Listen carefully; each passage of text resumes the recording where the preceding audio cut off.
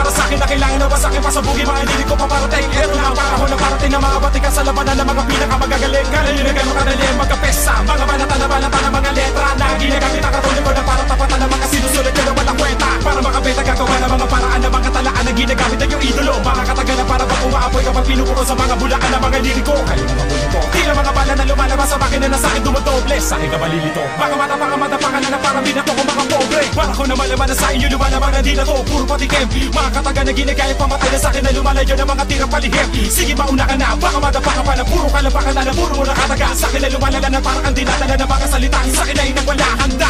Wala ko na tili pa na sa'kin ay gumigilit na para ka lumalayo na para mabinabayo. Mga banata na pupulit ang pagbubuka ng mga kalabang pinipilit pauna. Mga kapit, peste, puro kay leche, donkey. Teka lang, ano ba ang kata nyo na matabang malamang? Ito na ang palabang, dinig ko na sa inyo lumalabang.